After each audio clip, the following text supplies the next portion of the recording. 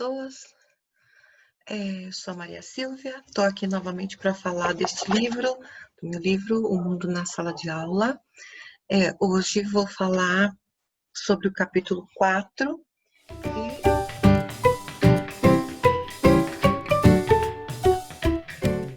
e hoje vai ser um pouco mais complicado, porque o capítulo 4 do livro, ele é todo recheado de sugestões de trabalho em sala de aula e tem muitos exemplos, muitos textos, e é difícil, nesse curto tempo que eu tenho, nesse tempo que a gente tem, é difícil pegar uns exemplos e para falar. Mas eu acredito que eu consiga mais ou menos explicar para vocês, né, como que vocês sabem que a publicação do livro foi justamente nesse sentido, de ajudar os professores que desejam fazer uma atividade com leitura em sala de aula um pouco mais significativa. Então, eu acredito que a gente consiga falar sobre isso.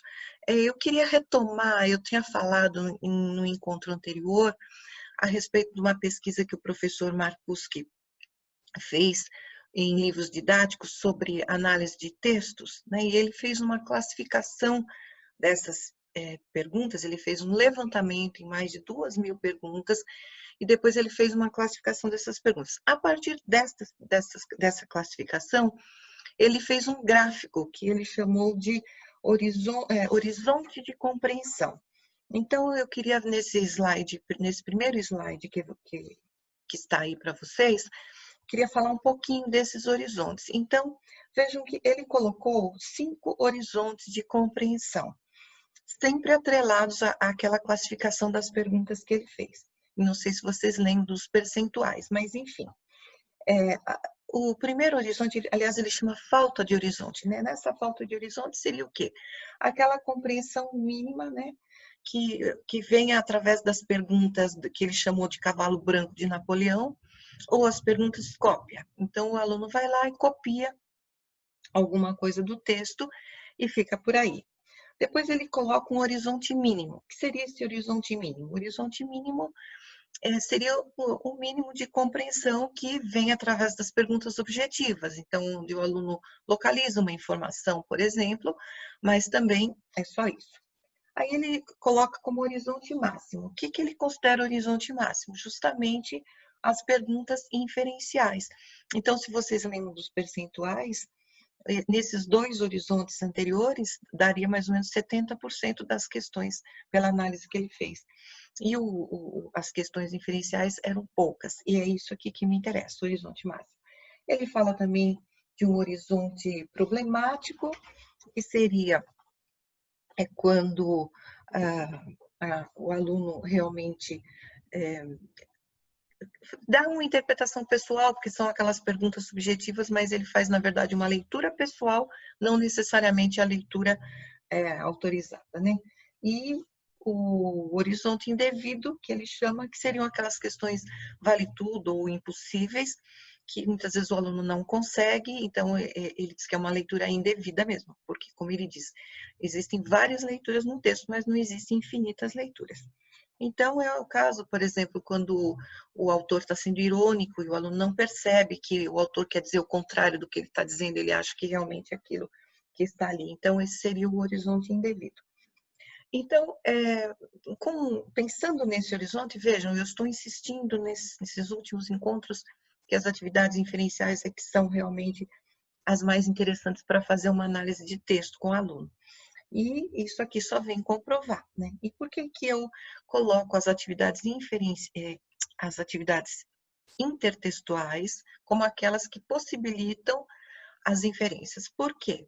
Quando o aluno ele reconhece num texto um outro texto, então imediatamente ele tem que fazer uma operação mental, né? Então aí ele vai fazer comparações, ele vai achar diferenças, ele vai de alguma forma, ele vai estabelecer esta comparação, ele vai tentar entender por que o autor desse texto usou um outro texto, né? Vai atrás dessas intenções. Então, nesse momento, ele está usando o raciocínio lógico. E é por isso que eu acredito que as atividades intertextuais, elas possibilitam, né, as inferências, elas potencializam a leitura, potencializam principalmente através do reconhecimento do intertexto. Né? Nós vamos falar um pouquinho sobre isso no próximo slide. Vocês podem ver, então, no próximo slide, nesse capítulo 4 do livro, eu apresento a parte teórica bastante especificada. Então, vocês têm o conceito de intertextualidade, de leitura intertextual, de intertexto, ele vem trabalhado através do conceito de vários autores, desde os analistas de discurso até os estudiosos da linguística textual. Então, tem várias posições, vários pontos de vista sobre a intertextualidade. Inclusive, eu fiz um quadro, não sei se dá para ver, mas existe um quadro comparativo onde eu coloco como cada um desses linguistas vê a intertextualidade. Eu coloquei aí no slide a definição da Kristeva, porque ela foi a primeira, né, que usou o termo, e o termo depois se espalhou. Ela usou porque ela foi fazer uma tradução de uma obra do Bakhtin, e ela usou intertexto no lugar de dialogismo, e aí esse termo acabou sendo o mais empregado, né? Ela diz que o texto, na verdade, é um mosaico de citações de outros textos, né? E, para mim, as relações intertextuais, as relações que se estabelecem entre textos, elas são diálogos, né? Entre esses textos, com a presença declarada ou não do outro, porque às vezes ela está identificada, às vezes não está. Mas também isso não é o mais importante. O intertexto, então, na verdade, ele é o quê? Ele é o entrecruzamento, ele é a intersecção, né?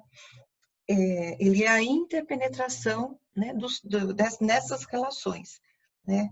E, na verdade, o intertexto, ele que compõe toda a nossa memória coletiva. O intertexto, ele está circulando entre nós, né?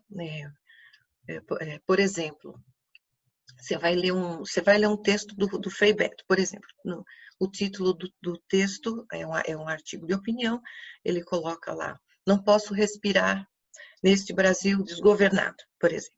Então, você vai ver, o título é Não Posso Respirar, você não vai achar que o Frei Beto está com algum problema respiratório, né? Pelo contrário, ao ler o título, você imediatamente relaciona, né, essa frase com a frase que foi dita por um homem negro que foi assassinado nos Estados Unidos por um homem branco, né? Então, esse intertexto, ele está aí. Quando você lê o título do artigo, você o reconhece. Assim como quando você vê nas manifestações as pessoas com os cartazes, eu não posso respirar, aquilo não está se referindo à pessoa que segura o cartaz, mas está se referindo à frase que foi dita pelo homem no momento que ele estava sendo assassinado. E é assim que as leituras se interpenetram. Você tem, por exemplo, você está lendo um artigo político e você vê a citação de uma expressão, o vírus antidemocrático. Então, em outra situação, provavelmente ela não tivesse o mesmo peso que ela tem neste momento. Nesse momento, nós estamos vivendo uma pandemia. Então, a expressão vírus antidemocrático, ela acaba adquirindo um peso por conta do intertexto. Né? Não sei se eu me expliquei bem.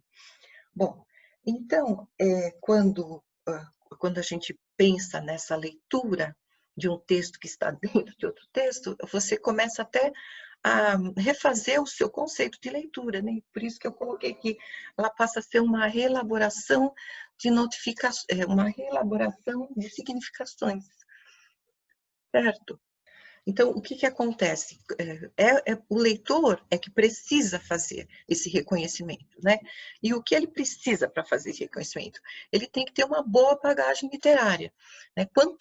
Quanto mais ele conhecer de textos, melhor vai ser a leitura, mais profunda será a leitura que ele fará, porque ele vai reconhecer os outros textos, né? E aí é que está a importância do mediador de leitura, porque você tem que fornecer para o seu aluno uma amostragem ampla, significativa de textos verbais e também não verbais, né? Para que ele tenha esta bagagem, ele tem que ter um arsenal, ele tem que ter uma bagagem para no momento da leitura ele poder utilizar todo esse conhecimento, né? Mas então, entre essas relações, né, que entre os textos, eu coloquei alguns exemplos aí que são os citados pelo Afonso Romano de Santana, que ele em fala em paráfrase e estilização, quando que se pautam por similaridades, ou seja, quando o texto citado se assimila ao outro, né?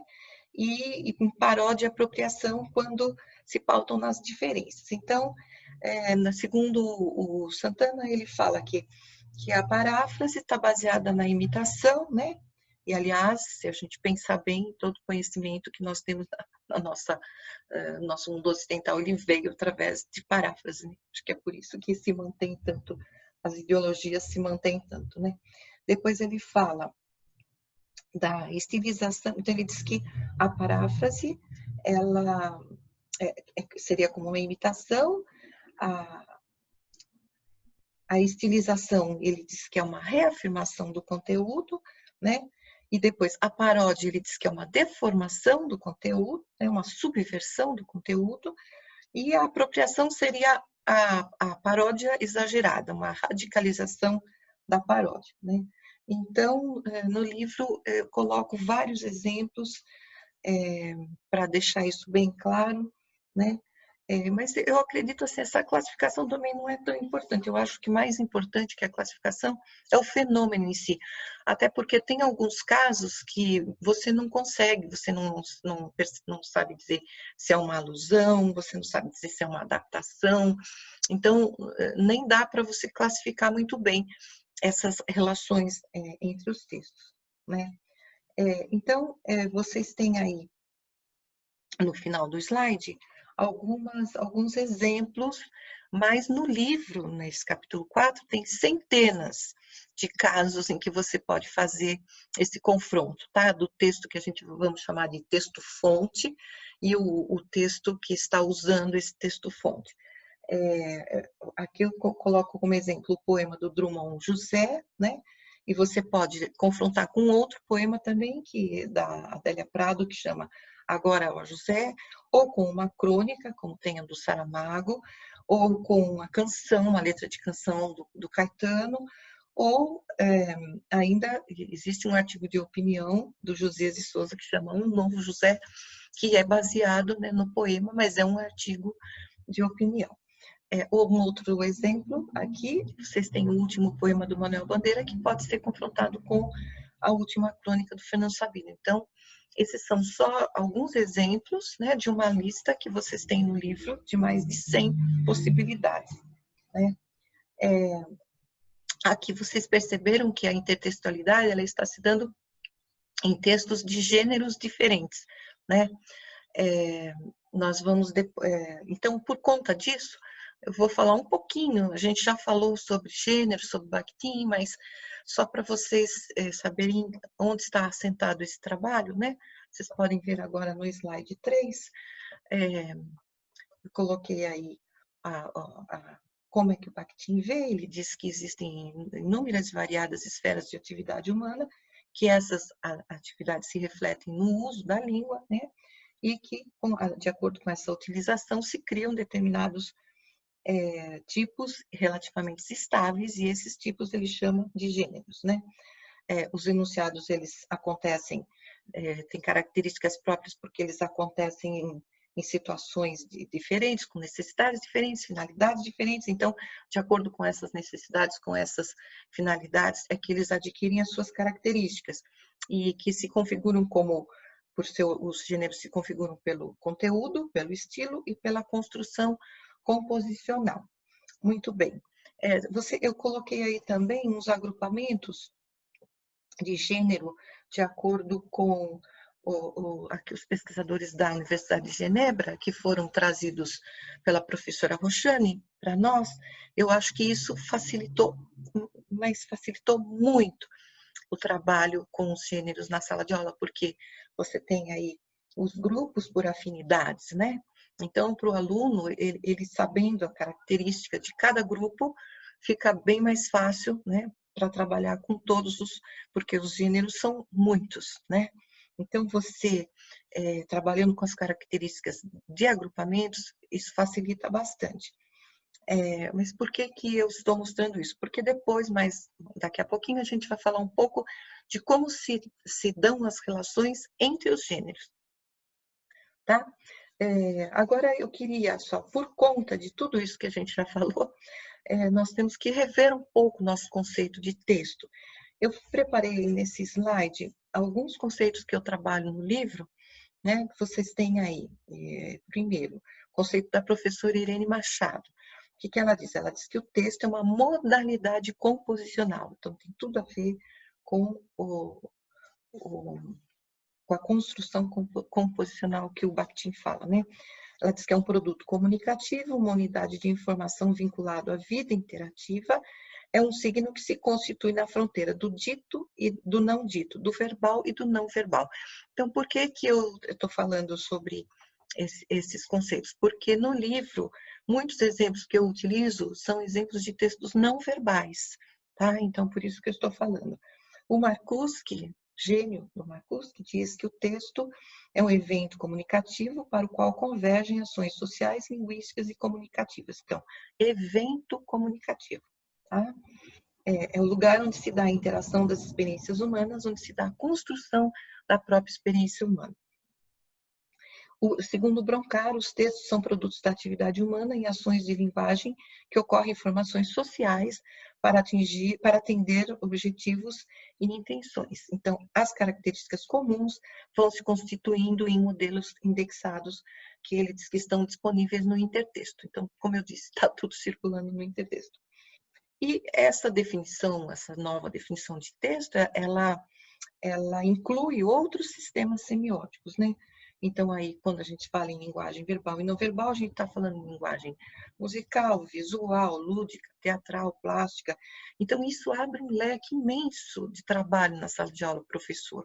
Ele pode trabalhar com propaganda, ele pode trabalhar com charge, com desenho, com filme, peça de teatro, vídeo, programa de TV, foto, grafite, mapas, música, dança, gráficos, infográficos, outdoors, jogos, moda, álbuns, pintura, escultura, gravura, é uma infinidade, né? Se abre um leque muito grande e as relações, então, entre essas modalidades, entre esses tipos de texto, elas se multiplicam, né? Se multiplicam por conta dessa ampliação do conceito de texto, né?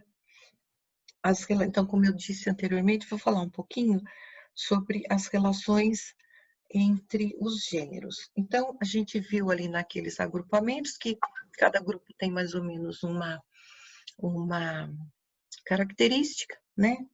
E, e normalmente são essas características que nós trabalhamos com os alunos. Aí vocês podem ver aqui no slide 5, né? Que os gêneros, os campos limítrofes dos gêneros, eles são difíceis, as fronteiras não são delimitáveis. Eu falei anteriormente que às vezes a gente não consegue definir, né? Então, existe um entrecruzamento de gêneros, e muitas vezes isso impede que a gente consiga saber exatamente com o que a gente está lidando, né? Mas, por exemplo, olha, vocês têm um exemplo aí de um texto que é do Josias de Souza, está num blog, ele é um analista político, e ele fez um anúncio classificado. Então, tá assim, anúncios classificados em 2010 desclassificado. Então, vende-se um lote de deputados seminovos, encontram-se estacionados na Câmara Legislativa do Distrito Federal. As caras são de pau maciço, as consciências de material reflexível, a fidelidade canina. Não aceitamos cheques, admite-se pagamento em panetones. É porque na época tinha estourado um escândalo por conta de compra de panetones. Então, vejam, um anúncio classificado que não está numa página de classificados, né? Ele já desperta uma certa curiosidade no leitor, né? Por que que o autor foi escolher este gênero, né? Então, é claro que, embora a construção composicional ela seja de um anúncio, porque aí você tem é, vende-se, né, o que você está vendendo, onde está, em que local isso está, a descrição do produto, né, as caras, a consciência, a fidelidade e a forma de pagamento. Então, a construção composicional é realmente um anúncio classificado, mas isso está num blog de um analista político. Então, é claro que o leitor ele vai perceber toda a ironia, o sarcasmo, e vai perceber a crítica que está por trás desse anúncio, né? Então, esse também é um outro recurso que o professor tem quando ele trabalha o estudo de textos, de confrontar esses gêneros, né? Porque qual a intenção desse autor quando ele usa um gênero quando ele deveria usar outro, né? O que ele está pretendendo com isso, né? Qual o funcionamento disso, né? A funcionalidade disso, né? Então, vocês têm aí, eu deixei alguns exemplos. Por exemplo, você tem carta pessoal, você já trabalhou com o seu aluno as características do gênero carta, né, do gênero epistolar. E aí você pode trabalhar com letras de canção, a notícia, você já trabalhou as características do gênero notícia. Então, aí você pode confrontar isso com canção, com letra de canção, com poemas, né? Você tem as canções Notícia de Jornal, e Juca, do Chico, O Zelão, do Sérgio Ricardo. Você tem poemas do Bandeira, poema tirado de uma notícia de jornal, e do Drummond, Morte do Leiteiro, Morte no Avião, né? Um outro gênero que é bastante estranho, é uma escritura, né? Que é um documento, na verdade, e o autor ele usou esse gênero para criar essa estrutura composicional para criar um artigo de opinião em que Deus renuncia ao mundo e liberta os homens. Então, ele tira a responsabilidade dele, dos homens. É muito interessante esse texto. Então, como vocês viram, o autor ele parte, né, das especificidades do gênero imitado, aquele gênero que foi sendo cristalizado pela recorrência do uso, né, para chegar na sua intencionalidade, né? Para quem ele está falando, de onde ele está falando, que tipo de leitor ele quer atingir, qual o seu objetivo, né? Em que momento histórico ele está usando isso. E então esses são alguns recursos. Você pode tanto trabalhar as relações entre textos de gêneros diferentes, como você pode trabalhar as relações de textos que adquirem estruturas de gêneros diferentes. E muitas outras coisas que vocês podem encontrar nesse capítulo 4, tem muita sugestão de trabalho em sala de aula, tem também sugestões para você trabalhar as diferentes vozes que falam num texto, né? Então, o texto ele é heterogêneo, ele apresenta essa possibilidade de você localizar as vozes que estão ali falando, muito além do simples discurso direto e indireto, é um trabalho que vai muito além, né? Que são justamente os intertextos que entram, que permeiam os textos e que são vozes que falam nesse texto. Então, tem também orientação para você trabalhar a polifonia, né?